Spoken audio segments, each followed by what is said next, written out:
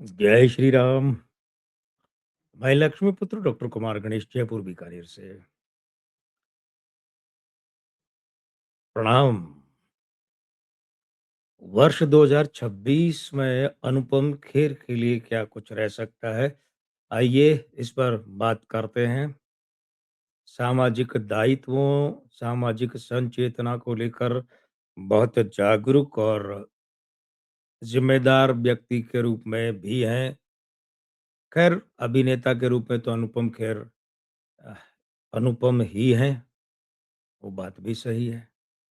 लेकिन ये वर्ष इनके लिए कैसा रह सकता है? 7 मार्च 1955 सोमवार का जन्म है।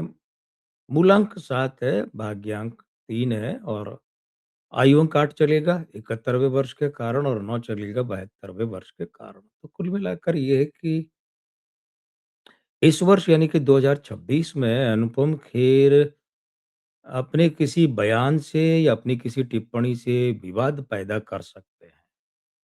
भले ये करना ना चाहें लेकिन हो सकता है। या कोई विवाद किसी और कारण से खड़ा हुआ है लेकिन ये उस विवाद में उलझ सकते हैं।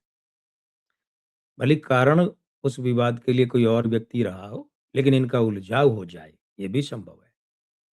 दूसरी बात, जो इनके लिए इस वर्ष सबसे ज़्यादा सावधानी रखने वाली बात है और वो हमने इस वीडियो के शीर्षक में लिख दी है कि पत्नी या माता का स्वास्थ्य खास चिंता करवा सकता है। अब आप इस यूँ कहें पत्नी या माता और पत्नी और माता, मतलब दोनों में से किसी एक का स्वास्थ्य या फिर दोनों ही का स्वास्थ्य खास चिंता करवा सकता है। और एक बात, माता-पत्नी के अलावा भी किसी निकट परिजन से संबंधित बड़ी चिंता हो सकती है। हाँ, तो माता और पत्नी की बात तो हम पीछे के बिंदु में कर चुके हैं। उनके अलावा भी कोई और निकट परिजन। इस वर्ष अनुपम खेर को अपनी किसी गंभीर भूमिका वाली फ़िल्म के लिए प्रशंसा और पुरस्कार मिल सकता है इन्हें खुद को, और इन्हें ना मिले तो भी ये भी हो सकता है कि उस फ़िल्म को, जिसमें इन्होंने गंभीर भूमिका निभाई है, उस फ़िल्म को प्रशंसा या पुरस्कार मिल सकता है।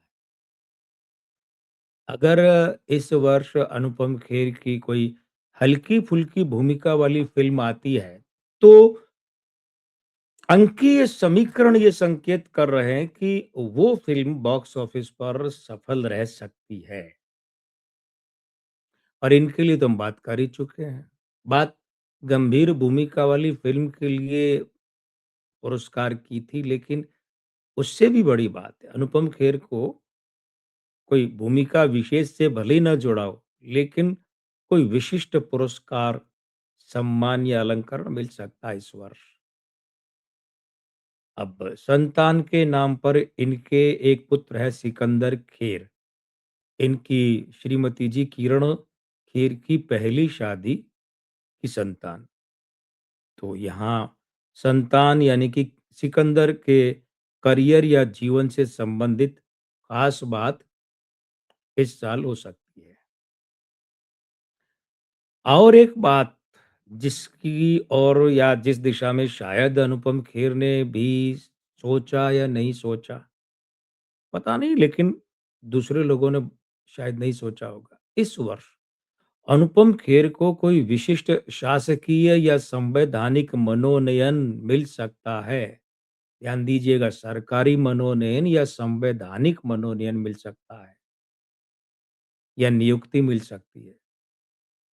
जैसे राज्यसभा सदस्यता हो गई, सेंसर बोर्ड की चेयरमैनशिप हो गई, बाल फिल्म विकास समिति जो उसकी हो गई, और फिल्म्स डिवीज़न की हो गई, या पुणे का जो फ़िल्म इंस्टीट्यूट है उसकी हो गई, लेकिन कोई भी हो, सरकारी या संवैधानिक, दोनों में से कोई भी बात संभव हो सकती है। मनोनयन विशिष्ट और आप सब कहेंगे कि हाँ, ये ख़ास है या नियुक्ति ख़ास है। बधाई, अग्रिम बधाई अनुपम खेर साहब आपको।